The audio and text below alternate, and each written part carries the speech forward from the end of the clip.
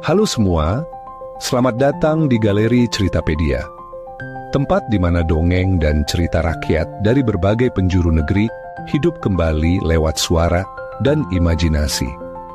Temukan kisah-kisah penuh pesan moral, petualangan seru, dan legenda-legenda menarik yang siap menemani waktu santaimu. Jangan lupa subscribe, aktifkan loncengnya, dan mari bersama kita lestarikan cerita-cerita penuh makna hanya di Galeri Ceritapedia. Hari ini kita akan kembali menjelajahi sebuah kisah dari Kalimantan Tengah, sebuah kota kecil yang penuh pesona dan menyimpan legenda yang menarik, Puruk Cahu. Terletak di hulu Sungai Barito, Puruk Cahu adalah ibu kota Kabupaten Murung Raya. Meski jauh dari hiruk-pikuk kota besar, Puruk Cahu memiliki daya tarik yang tak kalah memikat. Di sini, alam masih begitu asri, hutan hijau membentang luas, sungai mengalir tenang, dan budaya Dayak masih kental terasa dalam kehidupan sehari-hari.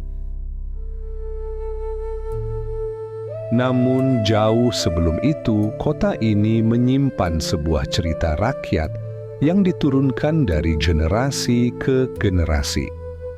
Sebuah dongeng tentang asal-usul nama Puruk Cahu. Kisah yang bukan hanya tentang tempat, tetapi juga tentang moral, budaya, dan tradisi.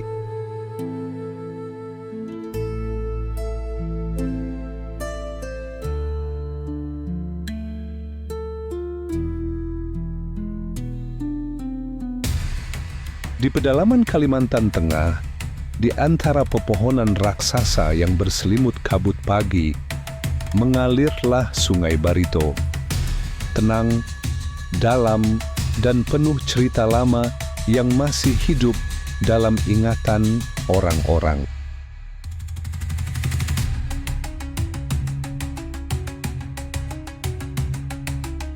Sebelum masa penjajahan datang, di tepi sungai yang agung ini, berdirilah sebuah kampung kecil bernama Likun Puan.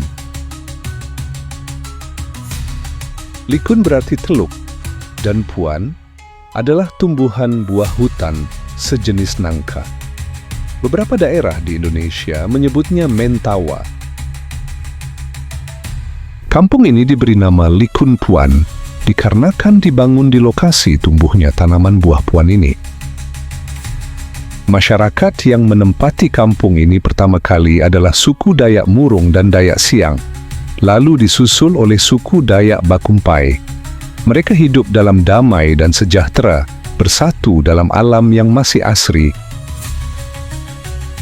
Hutan lebat yang kaya akan hasil bumi, sungai yang melimpah ikan, tanah yang subur, serta langit yang bersahabat, membuat hidup begitu ringan dijalani. Tidak ada kelaparan, tidak ada kekurangan. Masyarakat hidup dengan sederhana, namun penuh cinta kasih dan semangat gotong royong. Di tengah masyarakat yang harmonis itu, tinggallah seorang janda dengan dua anak laki-lakinya, si sulung Caha dan si bungsu, Saka. Suaminya telah lama wafat karena sakit. Sang ibu mengurus kedua anaknya sendirian, menjadi ibu sekaligus ayah, membesarkan mereka dengan penuh kasih di sebuah pondok sederhana di ladang. Hari demi hari berlalu, tahun berganti tahun. Caha dan Sakah tumbuh menjadi dua pemuda yang tangguh. Mereka membangun rumah betang di sebuah bukit tak jauh dari kampung. Kehidupan keluarga kecil itu pun mulai membaik. Beberapa waktu berlalu, Sakah sang adik kemudian menikahi seorang gadis dari Likun Puan, dan sebagaimana adat suku Dayak, ia tinggal bersama keluarga istrinya. Tinggallah Caha bersama sang ibu di rumah betang di atas bukit. Sejak saat itu, mereka hidup cukup terasing, jarang bersosialisasi, hanya saling bergantung satu sama lain. Tahun-tahun berlalu, kehidupan damai di kampung Likunpuan tiba-tiba terguncang. Musim berganti tak seperti biasa. Buah-buahan gagal panen, padi tak menguning, sungai sepi ikan, hutan pun terasa hening dan aneh. Masyarakat Likunpuan mulai resah.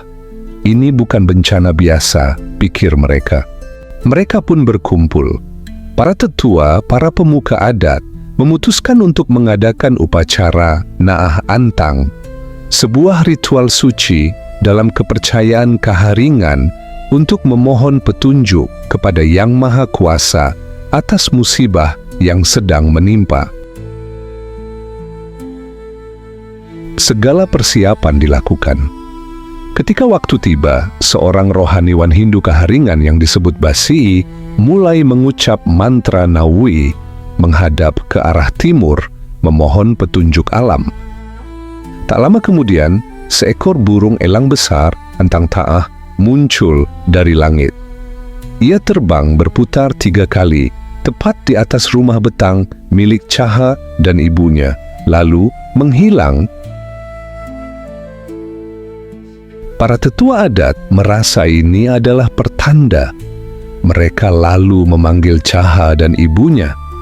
Dengan berat hati, keduanya mengakui sesuatu yang tak terbayangkan, bahwa mereka telah menjalin hubungan layaknya suami istri. Seketika, kabut kesedihan menyelimuti kampung. Masyarakat merasa alam telah ternoda. Norma agama dan susila telah dilanggar. Untuk menebus dosa dan menenangkan alam, Caha dan ibunya dijatuhi hukuman. Mereka harus mensucikan lingkungan melalui upacara Nawai Ondo. Malu atas kejadian tersebut, Caha pun meninggalkan betang dan menghilir ke Sungai Beriwit, lalu menetap di Liang Pandan. Ibunya bersama keluarga Saka juga pergi mengasingkan diri ke Kurung Pajang antara Puruk Cahu dan desa Tino Talih yang kini telah berkembang. Sejak saat itulah gunung tempat tinggal mereka dikenal dengan nama Puruk Cahu. Dalam bahasa Dayak Murung dan Dayak Siang, Puruk berarti gunung dan Cahu berarti kualat. Hari ini, Puruk Cahu bukan lagi sekadar nama. Ia adalah kota kecil yang terus tumbuh, menjadi saksi bisu dari dongeng lama tentang cinta yang melampaui batas dan alam yang tak pernah lupa menjaga keseimbangannya.